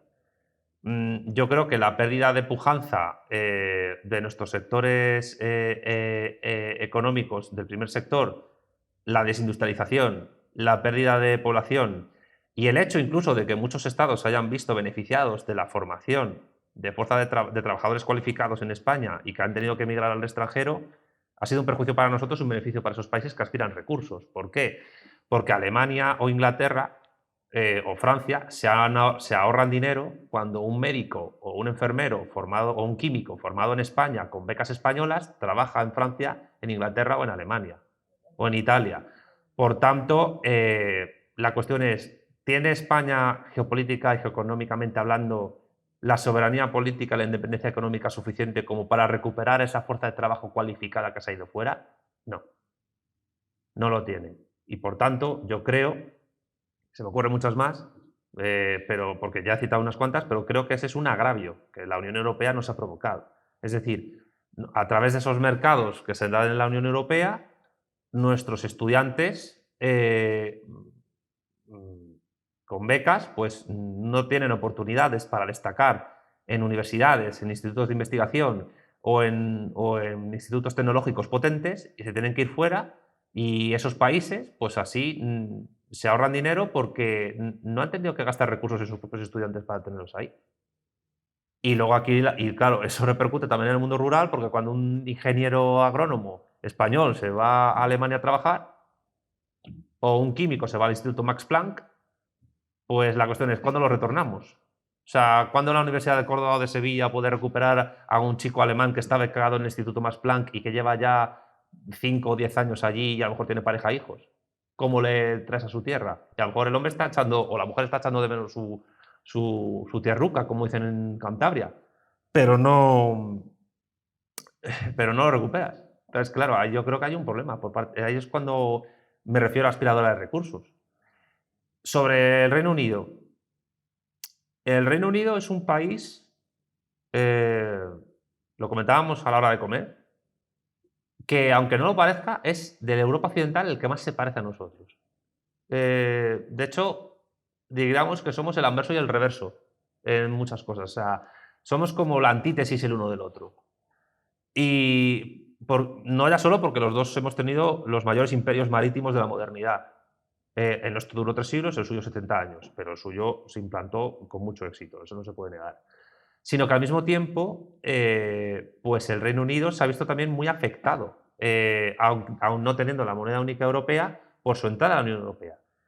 Perdió músculo industrial, perdió músculo tecnocientífico, hubo depauperización de muchas ciudades del interior de Inglaterra.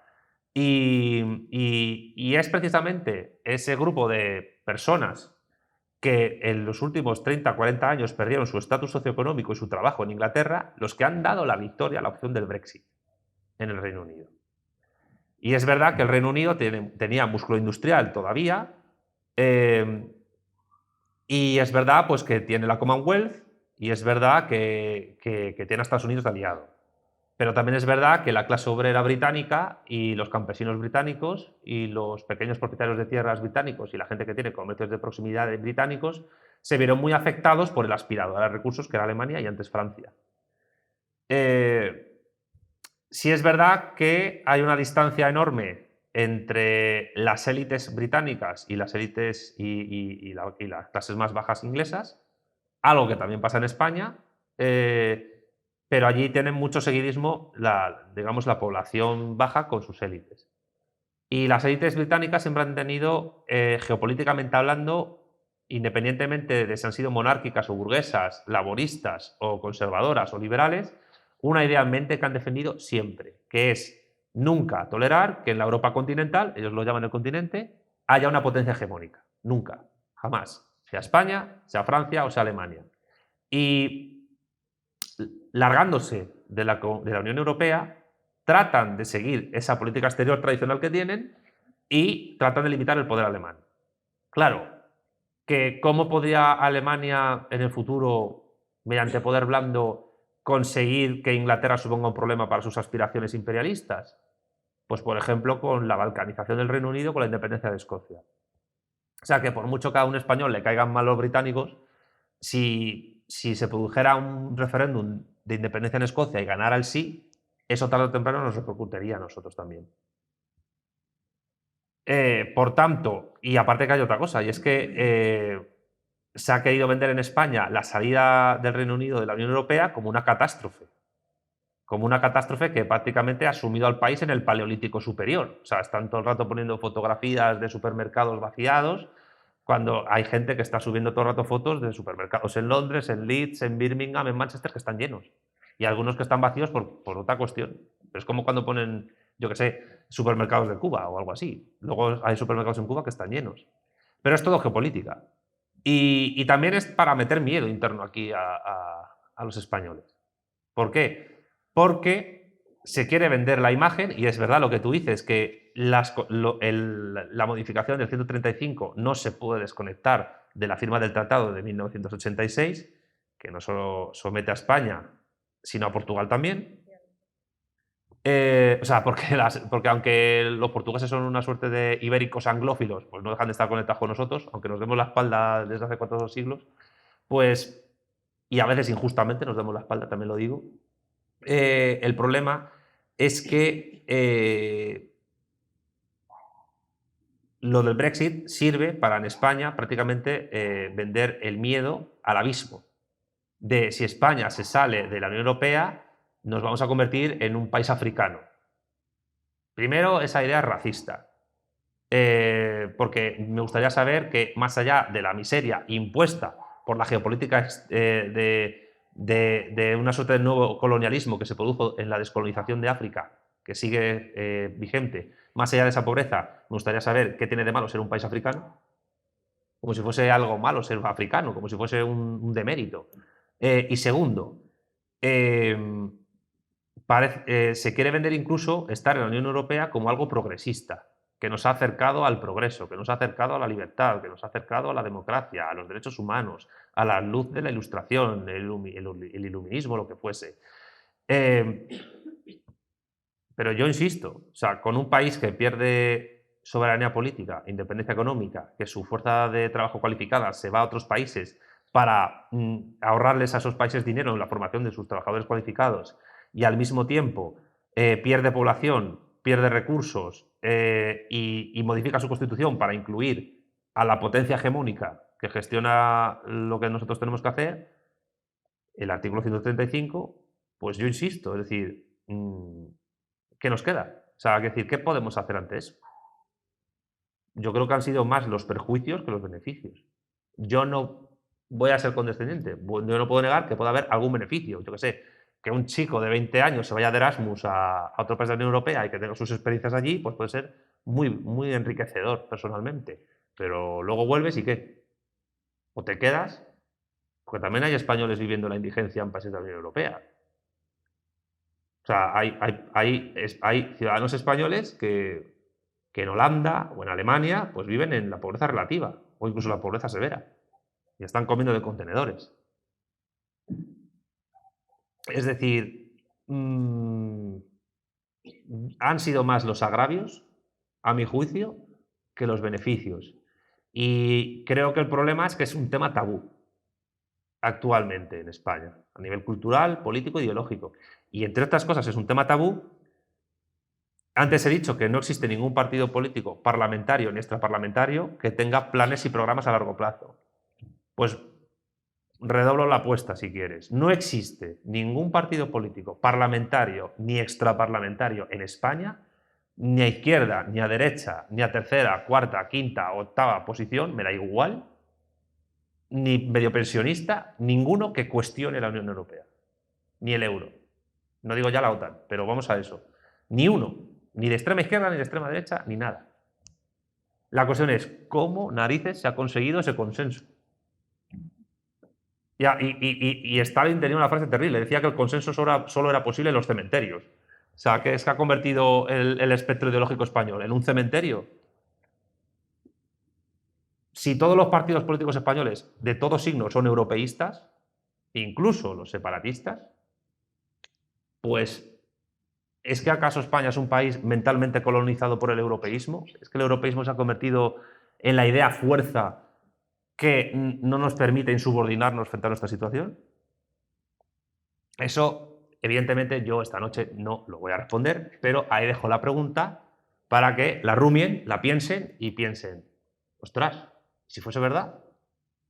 Y si fuese verdad que durante medio siglo nos han vendido la panacea y no era tal, pero bueno, nos vamos de Erasmus, tal, vienen suecas, tal, bien, pero a lo mejor pues no es oro todo lo que reluce. Ni siquiera el pelo de las suecas. Pero bueno, no sé si he contestado. Bueno. ¿Qué esperanzas tiene en este panorama con la arquitectura que hay que montar política y las normas y los votos cada 4 años y tal, y el poco margen de maniobra ciudadano? ¿Qué esperanzas tienes tú que tienes más profundidad de conocimiento? Ya he hecho alguna pregunta muy personal, pero nos dejas tan preocupados. No, hombre, no. Que yo no he venido aquí a dejarlos tristes, hombre. Pero eso conecta un... Por las suecas nada más, pero por lo demás... Bueno, las españolas son muy guapas también, hombre. No, pero que esto conecta un poco con una pregunta que ya he hecho también, ¿no? Quiero decir, esperanza es el último que se pierde. De hecho, ya sabes que yo soy ateo, pero la Iglesia Católica, además de los 7 pecados capitales, te dice que perder la esperanza es pecado mortal. O sea, es el peor de los pecados, perder la esperanza. Entonces, tanto creyentes como no creyentes, pues no perdamos la esperanza. Pero una buena forma de empezar a trabajar sobre el asunto es analizando con una cierta racionalidad crítica la situación en la que nos hemos sometido hasta la actualidad. Por algo se empieza. Evidentemente, yo no creo que en 2 o 4 años se pueda cambiar la situación. Has hablado de los 2 años en que se hacen las gestiones electorales allí, pero yo creo que como mínimo hay que señalar críticamente, no vamos a decir a los culpables, pero sí a los responsables. Y yo creo que buena parte de los responsables son las clases dirigentes y las oligarquías políticas y económicas dirigentes que España ha tenido, que yo creo, sinceramente, que dan por perdido al país o les importa poco y que prefieren, sinceramente, pues dejarse llevar por lo que le digan desde fuera, porque en el fondo tampoco les afecta mucho la situación que se pueda vivir en Hinojosa del Duque, o en Getafe, o en Hospitalet del Llobregat, o en Aldea del Obispo, que es un pueblo que está casi al lado de Portugal, en Salamanca. Les importa poco. Y ellos, mientras tengan un cierto control sobre el territorio, pues el resto de cosas yo creo que realmente les da igual. Y yo creo que como mínimo hay que empezar a señalar eso. Yo evidentemente ni soy adivino, ni sé cómo va a ser el futuro, ni tengo recetas mágicas, porque no soy un mago, soy un ser humano, de lo que hay que hacer, pero entiendo que la esperanza no se pierde cuando la capacidad de crítica acerca de lo que nos rodea y lo que nos sucede a nosotros y a los que queremos y a los que están a nuestro alrededor nos permite ver cosas de una manera que a lo mejor antes no veíamos, porque ahora podemos encajar bien las piezas. O sea que yo creo que es una buena forma de empezar a ver la situación. Y yo insisto, y esto es muy importante, hay que ser radicalmente crítico con todos los partidos políticos que hay en España, no solo con los que están con representación parlamentaria, no digo en el Congreso o en el Senado, digo incluso en ayuntamientos y en parlamentos autonómicos, sino también con los extraparlamentarios, porque yo, de verdad, yo me he ojeado bastantes programas y me los he leído, no conozco ni uno bueno, ni uno. Desde partidos cutres que tienen 2 personas hasta, yo qué sé, el PSOE y el PP que tienen, creo que el PP son 400.000 o 600.000, entre 400.000 y 500.000 militantes, y el PSOE está por los 200.000 o algo así. No digo Podemos porque, claro, decían que tenían 1 millón y pico, pero es una plataforma virtual, eso no es militancia ni es nada. O sea, ni uno solo. Yo, sinceramente, creo que ni un solo partido político español sabe lo que hay que hacer. Pero claro, el decirlo no es amargar a nadie la fiesta, yo lo digo con alegría, es decir, es que no valéis para nada. O sea, ninguno. O sea, ninguno. O sea, ni tú, ni tú, ni tú, ni tú, ni tú. Con lo cual, ya una cierta actitud crítica ante ellos es algo positivo. Y la crítica, esto lo decía Antonio García Trevijano, la crítica ha de ser siempre destructiva, porque si no es asesoramiento. Y yo creo que a esta gente no hay que asesorarla, yo creo que a esta gente hay que destruirla. Pero bueno, eso es otro tema ya más heavy por mi parte. Y digo heavy no solo por el pelo, lo digo por el asunto, pero bueno. Estamos hablando de Europa, de Alemania, de la aspiradora que supone de recursos y tal. Y yo, por bajar un poco el balón así más para acá, yo propongo el símil de Madrid y el resto de poblaciones, ¿no? Tú has dicho antes que el área metropolitana de Madrid pues son 6 millones y pico de personas. Cerca, sí. Y bueno, pues la realidad es que cada vez cada vez no, la mayoría de los estudiantes que terminan su carrera y tal, de aquí de este pueblo, de cualquier pueblo de alrededor, Valle de los Pedroches, incluso si te vas a Córdoba, te vas a un Jaén, te vas a Ciudad Real o algo por el estilo, el destino sabes cuál es, irte a Madrid. O sea, luego ¿qué pasa en Madrid? Pues en Madrid tienes el BBVA en las tablas, tienes la Movistar en las tablas, tienes la ciudad financiera de Boadilla, que esos son problemas gigantescos para los que viven en esa zona. No hay manera de aparcar allí y moverse, etc. Entonces, esto enlaza un poco también. Quiero decir que una opción sería proponer algún tipo de acción sobre estas grandes empresas para que creen sucursales en sitios más pequeños, porque no veo yo que es como un poco pues las macrogranjas estas que estamos hablando respecto a la ganadería extensiva, que concentrar a todos allí está muy bien para ellos, pero para el resto, ni para los que están trabajando allí, ni para los que viven allí, ni para generar el alquiler de esa ciudad, y etcétera, etcétera, es beneficioso. No sé tú si ves algún tipo de beneficio, o sea, de beneficio, de posibilidad de que ocurra, de que haya beneficios fiscales o algo así, para que estas grandes empresas empiecen a mover a trabajadores, porque ahora lo del teletrabajo está súper extendido, que esa es Claro. otra pregunta que quería hacerte, otra consideración, que no sé cómo tú la ves también, si ves que de verdad es un atisbo de esperanza para los pueblos, bueno, los pueblos, no tan pueblos, pero el tema de las carreras técnicas, que cada vez son más, es un auge para la tecnología y eso, pues otro motor ahora que va creciendo cada vez más, si tú ves posibilidad de que sea una pequeña balsa ahí en la tablita a la que agarrar. empiezo por la segunda pregunta. De manera tradicional, las mal llamadas universidades de provincia, la mayoría de carreras que tienen son técnicas, que tienen que ver con la economía de la región. Carreras, que, por ejemplo, veterinaria o carreras que tengan que ver con el sector agrícola y ganadero o pesquero, están muy instaladas en universidades pues, como las de Castilla-La Mancha, la de Córdoba, o si nos vamos, por ejemplo, a Canarias, la Universidad de La Laguna o las universidades que hay en Gran Canaria están muy especializadas en el tema marino, como no podía ser de otra manera. Me parece bien potenciar eso, pero hay que también tener en cuenta que hay un éxodo de alumnos y de jóvenes de estas regiones y de estos pueblos a sitios como Madrid o como Barcelona o como Valencia, donde ofrecen carreras que en estos sitios no se ofrecen. Y quizás habría que plantearse, porque claro, hay algunos mal llamados liberales que critican que hay un exceso de universidades en España. Y yo, no hay un exceso de universidades en España. El problema es que hay muchas universidades, pero muchas están muy especializadas en economía regional, pero las que absorben todo lo demás son las 4 o 5 de Madrid o 3 o 4 de Barcelona y alguna otra más. Pero ¿por qué la Universidad de Córdoba no podía tener un instituto de estudios iberoamericanos o asiáticos? ¿Por qué no? Y más ahora que a lo mejor con la nueva ruta de la seda los productos de la región podían llegar allí. ¿Por qué no se conecta la tradicional enseñanza universitaria que tiene que ver con la economía de la región con algo más global? Porque la gente aquí también tiene que tener una perspectiva de la globalidad del mundo en el que estamos. No solo tienen que tratarse temas locales. Por tanto, yo creo que es viable aprovechar lo que hay y ampliarlo.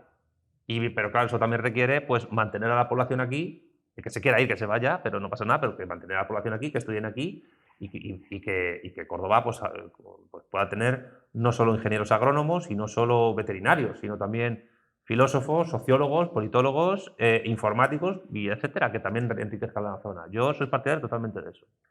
Y respecto a lo que es Madrid como aspiradora de recursos y de población a nivel nacional, yo te doy la razón. Creo que una reordenación, una planificación más racional y científica de los recursos humanos, no me gusta esa expresión, y naturales del país, podría hacer que Madrid no sea tal aspiradora, pero no hay que olvidar, y no lo digo por ser madrileño, que antes de que Madrid fuese una potencia económica como es ahora, estaba ya Barcelona y el País Vasco aspirando recursos del He resto. dicho Madrid, pero me refería a Claro, cualquiera de claro. las otras 8 que has nombrado antes. Claro, pero por ejemplo, o sea, Aragón ha sufrido demográficamente por la aspiradora de recursos y de población que es Cataluña. Y no puedes entender cosas como la despoblación de Teruel sin el acrecentamiento del área metropolitana de Barcelona. Que Barcelona es una ciudad llena tradicionalmente de aragoneses, pero desde hace muchísimas décadas. Y luego otro tema, que esto también es polémico, pero bueno, yo lo suelto. En el caso del País Vasco y Navarra, los cupos, que son herencia de los fueros antiguos, al prácticamente quedarse toda la gestión tributaria en esas regiones y no repartirla con el resto de España, eso también es un problema económico, porque son regiones muy ricas porque tienen privilegios fiscales. Por tanto, en esa planificación racional que yo creo que necesita el Estado a largo plazo, abolir esos cupos me parece fundamental. Es decir, ninguna región española debería tener privilegios fiscales y quedarse con su tributación. Otra cuestión que tiene que ver con las empresas es que se pueda facilitar la creación de empresas tanto públicas como, yo que sé, como las muchas cooperativas que hay por aquí, en zonas como la actualidad, como esta. Yo creo que una cosa que habría que impulsar es que, sin dejar de tener un Estado centralizado en muchas competencias, se permita la apertura de empresas y grandes empresas con sede no solo en Madrid o Barcelona, sino, por ejemplo, en Zamora, en Córdoba, Jaén, etc., si fuese viable. Que ahora mismo no es viable por cuestiones que ya creo que he mencionado, pero creo que habría que planteárselo, porque, por ejemplo, Estados Unidos, que es un país inmenso, es el 4º país más extenso de la Tierra, muchas grandes empresas de muchos sectores no tienen su sede en Nueva York o en Los Ángeles, sino que lo pueden tener en Cincinnati, en Iowa, en Wisconsin, en Montana. Allá hay grandes empresas agrícolas o ganaderas muy importantes y también informáticas, etcétera. Y tienen una red, y cuidado, porque además Estados Unidos tiene una red de universidades públicas muy potente. Las que están en los rankings más altos son privadas, pero las universidades públicas estadounidenses, por lo menos a nivel científico e ingenieril, son muy competentes y han tenido siempre una red muy buena durante décadas. Esto lo digo independientemente pues, de las degeneraciones que están ocurriendo desde hace tiempo en esas universidades. Pero su red de universidades públicas es muy fuerte, porque Estados Unidos es un país mucho más agrícola y ganadero de lo que la gente puede creer. Muchísimo más. De hecho, los grandes padres fundadores de Estados Unidos eran terratenientes con un montón de tierras y de animales en su propiedad. Y es un país con 300 millones de habitantes, de los cuales muchos viven del campo. Muchísimos. Y allí los latifundios, pues, no, o sea, las hectáreas que tienen no tienen nada que ver con un latifundio español. Pero vamos, nada que ver. Pero lo que quiero decir es que quizás, mediante acción estatal, podrían generarse empresas públicas con sede en capitales de provincia que sean pujantes para gestionar regiones enteras de cara a una planificación económica mucho más eficiente. Yo eso no lo niego. Creo que sería viable. Por eso digo, es que es muy importante pensar a largo plazo. En política y en economía es fundamental pensar a largo plazo. Si no pensamos a largo plazo y saltamos los obstáculos que el sistema de partidos tiene, pues soberanía política e independencia económica recuperadas es prácticamente imposible. Por ejemplo, ahora que has hablado de un estado centralizado en Madrid, si tenemos ahora mismo, por lo menos la sensación que tenemos en Andalucía es que hay 17 estados, no es uno, sino que hay 17 autonomías, que cada autonomía es de su padre y de su madre, y primero y está todo descentralizado. De hecho, eso ha sido un problema ahora mismo con el COVID, principalmente porque, aunque parezca mentira, Andalucía ha sido una de las primeras comunidades autónomas que siempre es la comunidad autónoma piloto. Gracias a Dios, somos simpáticos, agradables, está muy bien aquí, y cuando hay que probar un sistema, se viene a Andalucía. ¿De qué sistema hablo? El sistema andaluz, todo lo que es tema de gestión de datos y demás, se probó hace muchísimos años, y yo conocía a la gente que lo llevaba, se probó en Andalucía. ¿Qué está pasando? Porque como hay distintos sistemas, según qué comunidad, luego chupan, no se puede unificar, no hay ninguna unidad de criterio, una unidad común en la que se puedan volcar los datos, pasa con las personas cuando nos movemos a otra comunidad, etc. Lo que tú propones, yo estoy de acuerdo contigo en lo que acabas de proponer, pero ahora mismo la realidad es la que yo te estoy poniendo. Pues yo creo que lo que tú planteas es muy interesante y muy necesario. Yo no niego que a nivel económico, de gestión empresarial, pueda haber una mezcla entre centralización y descentralización en el sentido de estas sedes y de estas empresas públicas. Es otro tema, pero yo, por ejemplo, sí defiendo la recuperación estatal de competencias en materia educativa y de sanidad. Quiero decir, no tiene ningún sentido que las comunidades autónomas no compartan los datos del historial médico de una persona y que si uno tiene una enfermedad en otra comunidad autónoma, pues tenga dificultades por su tarjeta sanitaria para ser atendido. Y no tiene ningún sentido que haya 17 sistemas educativos españoles donde se enseñen historias completamente distintas. Y que incluso haya disputas territoriales en los libros de texto por ríos, como el Ebro, por ejemplo, que tú te vas a libros de texto en Cataluña y te pone que el Ebro nace en tierras extrañas, como si Cantabria fuese una tierra extraña.